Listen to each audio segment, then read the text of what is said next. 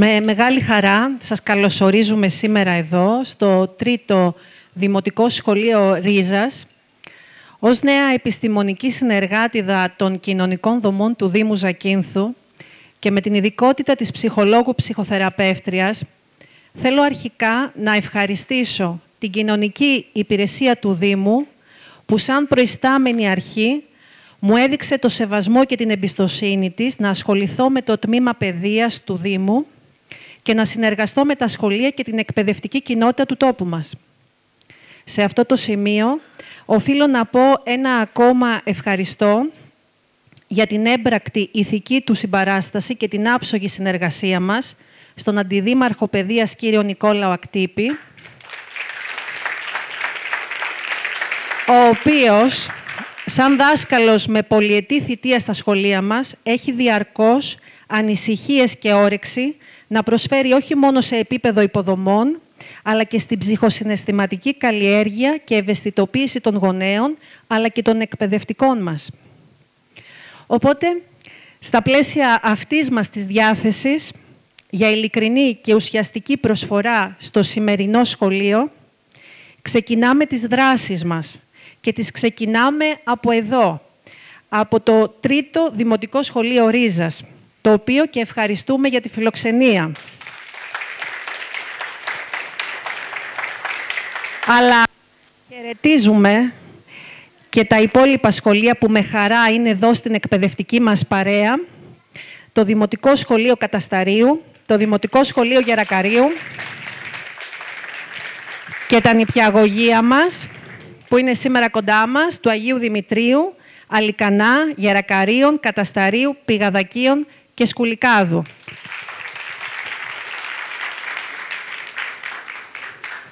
Ακούσαμε πολύ σπουδαίες και ανθρώπινες προσεγγίσεις από τις προηγούμενες ομιλήτριες. Μίλησαν πραγματικά στην ψυχή μας η κάθε μια με το δικό της ξεχωριστό τρόπο και ίσως συμβαίνει πρώτη φορά να δίνουμε το λόγο σε γονείς να συμμετέχουν σε μια τέτοια ημερίδα και αυτό πιστεύω ότι είναι όμορφο και επικοδομητικό. Εφόσον ήρθαμε εδώ για να αγγίξουμε ένα τόσο σοβαρό και επίκαιρο θέμα που αφορά τις σχέσεις μεταξύ γονέα-παιδιού και τη σχέση μεταξύ σχολείου-γονέα. Είμαστε λοιπόν απόψε εδώ νιώθοντας, πιστεύω όλοι μας, την απέραντη αγάπη για τα παιδιά. Θέλοντας να μοιραστούμε εμπειρίες, απόψεις και προβληματισμούς. Η σύγχρονη καθημερινότητα μας φέρνει αντιμέτωπους με πάρα πολλές δυσκολίες και προκλήσεις. Ο γονεϊκός ρόλος ζει μέσα σε αυτές τις δυσκολίες και δεν μπορεί να μην επηρεάζεται από το κλίμα της εποχής. Πώς λοιπόν μπορούμε να χτίσουμε μια όμορφη και υγιή σχέση με τα παιδιά μας? Ποια στοιχεία πρέπει να έχει αυτή η σχέση και τι μπορούμε να κάνουμε για να τη βελτιώσουμε? Αυτά θα συζητήσουμε και προσεκτικά θα προσπαθήσουμε να δώσουμε κάποιες απαντήσεις στα τρομερά ίσως αδιέξοδα που κατακλείζουν το σημερινό γονέα. Γιατί οι σημερινοί γονείς περνάνε λίγο δύσκολα στο ρόλο τους. Βασικό χαρακτηριστικό μιας καλής σχέσης θεωρούμε, πιστεύω όλοι μας, ότι είναι η επικοινωνία, αλλά και ο σεβασμός και η εκτίμηση που έχουμε ο ένας για τον άλλον. Και αυτά είναι τρία πολύ βασικά χαρακτηριστικά που οφείλουμε να έχουμε στη σχέση μας με τα παιδιά μας. Να τα αγαπάμε, να τα εκτιμάμε και να τα σεβόμαστε έτσι ακριβώς όπως είναι, όπως ήρθαν σε αυτή τη φύση να ζήσουν με τα ξεχωριστά τους χαρακτηριστικά. Με καλή επικοινωνία, ανοιχτή και ειλικρινής. Και σε αυτό το σημείο θα ήθελα να πω λιγάκι για το πώς χρειάζεται να επικοινωνούμε με τα παιδιά μας. Δεν χρειάζεται να φοβόμαστε την αλήθεια. Τα παιδιά θέλουν να ακούν αλήθειες ανάλογα με την ηλικία τους και με τον τρόπο που μπορούμε να τις μεταφέρουμε. Με προσοχή και σεβασμό. Αλλά είναι προτιμότερο να μιλάμε στην καρδιά τους και για να το πετύχουμε αυτό πρέπει να λέμε αλήθεια, γιατί τα παιδιά καταλαβαίνουν πάντοτε τι λέμε και πώς το λέμε. Άρα είναι πολύ σημαντικό η προαίρεσή μας να είναι αληθινή. Ένα άλλο σημαντικό θέμα που συχνά διαπιστώνω είναι η έντονη κριτική που χωρίς να το θέλουμε πολλές φορές ασκούμε στα παιδιά μας. Ίσως γιατί και εμείς σαν παιδιά είχαμε τέτοιους γονείς που μας έκαναν κριτική και ξέρετε πολλές φορές επαναλαμβάνουμε τα πρότυπα των δικών μας γονέων στη νέα μας οικογένεια. Και αυτό χρειάζεται πάρα πολύ προσοχή, διότι πολλές φορές έρχονται για ψυχοθεραπεία άνθρωποι που μου λένε ότι δεν μοιάζουν καθόλου με τους γονείς τους. Και στην πορεία της συζήτησης, όσο περνάνε οι συνεδρίες, καταλαβαίνουμε όλοι πόσο πολύ μοιάζουν τελικά στους γονείς τους, ενώ δεν θα ήθελαν συνειδητά, γιατί έχουν αναγνωρίσει κάποια λάθη και δεν θα ήθελαν να τα επαναλάβουν, αλλά επειδή αυτό συμβαίνει υποσυνείδητα και δεν το καταλαβαίνουμε, τελικά πολλές μας συμπεριφορές επαναλαμβάνονται από τους δικούς μας γονείς. Και αυτό σας το αφήνω στη σκέψη σας για να το αναρωτηθείτε και με τον ίδιο σας τον εαυτό. Ένα άλλο επίσης πρόβλημα που συχνά προκύπτει στη σχέση με τα παιδιά μας είναι η συζήτηση και ο διάλογος. Κατά πόσο μπορούμε και ξέρουμε τον τρόπο να κάνουμε διάλογο. Ένα μεγάλο θέμα μέσα στις οικογένειες αυτό, διότι ο διάλογος θέλει κάποιες δεξιότητες. Βασική δεξιότητα είναι να ξέρουμε να ακούμε. Και όπως είπε και κάποια ομιλήτρια πριν, πολλές φορές τα διακόπτουμε τα παιδιά, τους λέμε τη δική μας άποψη. Είμαστε αρκετά παρεμβατικοί. Ακόμα και δεν το καταλαβαίνουμε με το ύφος μας και με τη συμπεριφορά μας ή χωρίς να τα ακούμε πολλές φορές. Τα παιδιά χρειάζονται διάλογο, αλλά ο διάλογος θέλει ηρεμία, θέλει ψυχραιμία, θέλει χρόνο. Και τώρα που είπα χρόνο, θυμήθηκα κάτι πολύ σημαντικό, ότι σήμερα δεν έχουμε πολύ χρόνο. Δεν έχουμε πολύ χρόνο δυστυχώς με τα παιδιά μας και αυτό είναι ένα παράπονο που έχουν τα παιδιά και θα το δείτε αργότερα, όχι ίσως αυτές τις μικρές ηλικίες που δεν μπορούν να σας το πούν έντονα, αλλά στην εφηβεία πολλές φορές, το έχω διαπιστώσει όταν μιλάω με εφήβους. Σήμερα τα παιδιά μας έχουν πάρα πολλά υλικά αγαθά. Αλλά τους λείπουν οι άνθρωποι. Τους λείπουμε εμείς μέσα από το σπίτι, τους λείπει μία βόλτα, τους λείπουν κάποιες οικογενειακές, ιδιωτικές στιγμές. Δυστυχώς έχει μπει ανάμεσά μας τα social media, η υπερβολική χρήση του διαδικτύου. Όταν λοιπόν πολλές φορές μου παραπονιούνται οι γονείς ότι τα παιδιά τους είναι πάρα πολλές ώρες στο κινητό και στα social, η απάντησή μου είναι και η εξής. Εσείς τι χρήση κάνετε στα social media? Εσείς όταν μπαίνετε στο σπίτι ασχολείστε με τα παιδιά σας ή παίρνετε το κινητό και κάθεστε στον καναπέ και σερφάρετε στο διαδίκτυο? Και αυτό βλέπουν τα παιδιά και κάνουν το ίδιο. Ή τους δίνετε εύκολα τα βιντεοπαιχνίδια και όλα αυτά για να ησυχάσουν και γιατί κι εσείς είσαστε κουρασμένοι και πρέπει να ανταπεξέλθετε και θέλετε λίγο την ησυχία σας. Και δεν σας τα λέω για να σας στεναχωρήσω ή για να σας φέρω σε προβληματισμό, όμως, ξέρετε, είναι καθημερινές συμπεριφορές που τις έχουμε, που δεν καταλαβαίνουμε όμως πόσο αρνητικά γράφουν στις ψυχές των παιδιών μας. Τα παιδιά θέλουν την παρουσία μας. Τώρα, τελευταία χρόνια, είναι στη μόδα να λένε οι σύγχρονες μητέρες ότι δεν πειράζει που δεν είμαι πολύ χρόνο με το παιδί μου, επειδή η σύγχρονη μητέρα εργάζεται πάρα πολλές ώρες, σημασία έχει ότι περνάω ποιοτικό χρόνο μαζί του. Είναι ένας ωραίος έτσι, ψυχολογικός όρος που τον βλέπουμε στα άρθρα, να περνάς ποιοτικό χρόνο, να κάνεις ποιοτικά πράγματα. Εγώ θα σας πω ότι ναι, μεν, αλλά. Το παιδί δεν χρειάζεται μόνο ποιοτικό χρόνο. Το παιδί χρειάζεται και τη μητέρα στο σπίτι να νιώθει την παρουσία της, ακόμα και αν είναι στο διπλανό δωμάτιο και μαγειρεύει. Είναι σημαντικό να νιώθει ότι η μητέρα του είναι εκεί οποιαδήποτε στιγμή τη χρειαστεί. Είναι σημαντικό για να νιώθει ασφάλεια, για να νιώθει προστασία, για να χτίσει μια δυνατή σχέση μαζί της. Όταν είναι πολύ απασχολημένη, όταν τρέχει όλη μέρα για να τα προλάβει όλα, όταν όλα αυτά συμβαίνουν, το παιδί δεν την βλέπει. Δεν την βλέπει πραγματικά, καρδιακά. Την βλέπει σαν ένα σύμφωνα που πάει και έρχεται.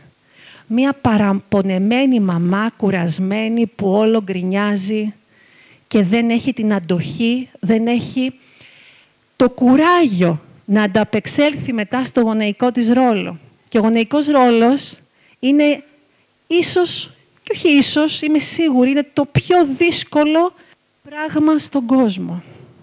Το πιο δύσκολη δεν είναι δουλειά, αλλά να το πούμε δουλειά. Δεν υπάρχει πιο δύσκολο από αυτό. Γιατί δεν είναι μόνο ο κόπος του σώματος. Είναι ο κόπος και ο αγώνας της ψυχής. Γιατί για να είσαι γονιός πρέπει να κοπιάσεις ψυχικά. Πρέπει να δώσεις τον εαυτό σου. Πρέπει να χάσεις τον εγωισμό σου. Και τώρα που είπα εγωισμό, είναι ένα πάρα πολύ σημαντικό θέμα στις ανθρώπινες σχέσεις, αλλά και στη σχέση με το παιδί μας. Όταν υπάρχει πολύ εγωισμός, η σχέση είναι συγκρουσιακή. Γιατί οι γονείς έχουν την εξουσία και θέλουν να επιβάλλουν την άποψή τους. Ενώ το παιδί μπορεί να έχει αντίθετη άποψη. Αν είμαστε εγωιστές, δεν κάνουμε πίσω.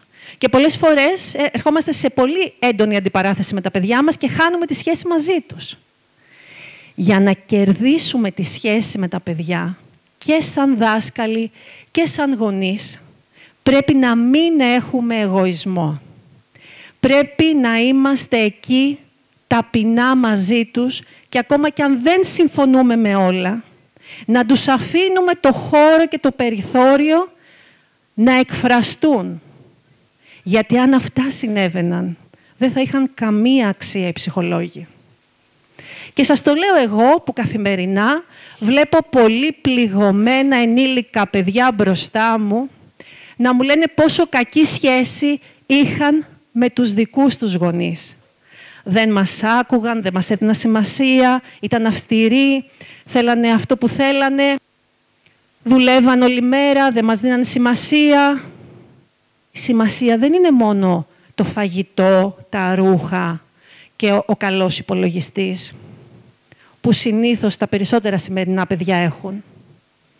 Τα σημερινά παιδιά είναι ψυχολογικά παραμελημένα, γιατί θέλουν περισσότερη αγκαλιά, περισσότερο χρόνο, θέλουν περισσότερες στιγμές οικογενειακές. Και τώρα που είπα οικογενειακές, θυμήθηκα πόσο σοβαρό πρόβλημα έχει η σύγχρονη σημερινή οικογένεια. Και κάποιοι έρχονται σε αυτό το σημείο και μου λένε γιατί παλιά δεν είχε πρόβλημα. Δεν ξέρω τι συνέβαινε παλιά, αλλά εγώ ζω στο σήμερα και προσπαθώ να βελτιώσω το σήμερα. Σήμερα λοιπόν η οικογένεια, ο θεσμός της οικογένειας περνάει τεράστια κρίση, τα διαζύγια αυξάνονται δραματικά και οι άνθρωποι δυσκολεύονται να επιβιώσουν μαζί. Αυτό θα έχει αντίκτυπο στα παιδιά. Γιατί πολλές φορές έρχονται και μου λένε πώς γίνεται να πούνε ανώδυνα ότι θα χωρίσουν. Και τους λέω δεν γίνεται να πούμε ανώδυνα κάτι το οποίο είναι τόσο στενάχωρο. Πολλές φορές αναζητάμε το ανώδυνο για το παιδί μας, ενώ το επώδυνο είναι μέσα στη ζωή ούτως ή άλλως. Οι απώλειες, τα διαζύγια, οι αρρώστιες. Τα παιδιά πρέπει να μάθουν να επιβιώνουν με οτιδήποτε έχει η ζωή. Μην είσαστε τόσο υπερπροστατευτικοί. Γίνετε αληθινοί με τα παιδιά σας. Τα παιδιά δεν χρειάζονται υπερπροστατευτικότητα. Χρειάζονται αλήθεια και αγάπη. Και αυτό θέλει κόπο, γιατί πρέπει να χάσουμε τον εαυτό μας, τον εγωισμό μας. Και είναι τόσο σημαντικό να το πετύχουμε αυτό, γιατί αν δώσουμε σε έναν άνθρωπο αυτή την αγάπη, αν του δώσουμε αυτό το παράδειγμα, θα μάθει και εκείνο να αγαπά έτσι και να αποκτήσει στη ζωή του σχέσεις αγάπης και ειλικρίνειας. Οι περισσότεροι άνθρωποι σήμερα δεν έχουν φίλους. Έρχονται άνθρωποι στο γραφείο μου γιατί δεν έχουν να μιλήσουν με κανέναν άλλον και έχουν να μιλήσουν μαζί μου. Και ακόμα να έχουν να μιλήσουν, δεν έχουν να μιλήσουν με κάποιον που θα μιλήσουν πιο βαθιά, πιο αληθινά, πιο ουσιαστικά. Οπότε, η ψυχολόγος γι' αυτό κάθεται εκεί και μας ακούει χωρίς να μας κρίνει. Γιατί δεν είχαμε στο σπίτι ένα γονιό τέτοιον. Γιατί δεν είχαμε ένα συγγενή τέτοιον, μία φίλη, ένα δικό μας άνθρωπο τέτοιο. Οπότε πάμε στους ψυχολόγους. Γι' αυτό τη σημερινή εποχή οι ψυχολόγοι είναι ένα επάγγελμα που ανθίζει. Και τα επόμενα χρόνια θα ανθίζει όλο και πιο πολύ, γιατί σήμερα προτεραιότητα δεν έχει ο άνθρωπος, έχει η ύλη. Σήμερα προτεραιότητα έχουν τα πράγματα. Και έτσι οι αξίες περνούν δύσκολα. Και έτσι η ανθρώπινη ψυχή αρρωσταίνει. Η ανθρώπινη ψυχή για να είναι καλά χρειάζεται την αγάπη και το μοίρασμα. Το μοίρασμα χρειάζεται την αγάπη. Και όλα αυτά χρειάζονται την αποδοχή. Και σήμερα είμαστε πολύ εύκολοι στο να δείξουμε με το δάχτυλο τον άλλον. Και όχι να του απλώσουμε το χέρι. Οπότε, αν θέλουμε πραγματικά μία υγιή και ουσιαστική σχέση με τα παιδιά μας, πρέπει να μην είμαστε τόσο επικριτικοί μαζί τους, να τους απλώνουμε το χέρι πραγματικά. Τα παιδιά δεν χρειάζονται τόσες πολλές δραστηριότητες τα απογεύματα. Δεν χρειάζονται τόσα πολλά πράγματα να κάνουν από τόσο μικρή ηλικία και όμως εμείς τα τρέχουμε πανικόβλητα. Είναι στη μόδα το τάικβοντό και η ακροβατική. Είναι στη μόδα αυτά. Κάθε εποχή έχει τη δική της μόδα και εμείς την ακολουθούμε ραγδαία. Μην τυχόν και το δικό μας το παιδί δεν ξέρει από αυτά. Αλλά δεν κάναμε ένα stop να δούμε τι τελικά θέλει η ψυχή του. Κοιτάξτε το παιδί σας στην ψυχή, στα μάτια και ρωτήστε το τι του αρέσει. Και αν δεν του αρέσει τίποτα, δεχτείτε ότι σε αυτή τη φάση δεν του αρέσει τίποτα. Και γενικά δεχτείτε ότι μπορεί να μην έχετε το τέλειο παιδί, τον καλύτερο μαθητή. Και δεν πειράζει, δεν χρειάζεται όλοι να είναι οι καλύτεροι μαθητές. Δεν χάνει την αξία του ο άνθρωπος αν δεν είναι ο καλύτερος μαθητής. Όλοι οι άνθρωποι έχουμε αξία η οποία δεν συγκρίνεται. Και τώρα που είπα συγκρίνεται, ένα άλλο που διαπιστώνω στην ελληνική οικογένεια είναι αυτή η σύγκριση που γίνεται μεταξύ των αδερφών μεταξύ τους. Ξέρετε, η σύγκριση στα αδέρφια κάνει πάρα πολύ κακό. Και δυστυχώς το διαπιστώνω συνέχεια. Και όποιος έχει καθίσει στην καρέκλα του ψυχοθεραπευόμενου, όταν τον ρώτησα πώς ήταν στη δική του οικογένεια, όλοι μου έχουν πει ότι τους ξεχώριζαν. Ο μεγαλύτερος, ο καλύτερος, ο πιο ικανός, ο χαζός, όλα αυτά. Και δυστυχώς και νέοι γονείς τα επαναλαμβάνουν αυτά και ξαναγινόμαστε πάλι το ίδιο.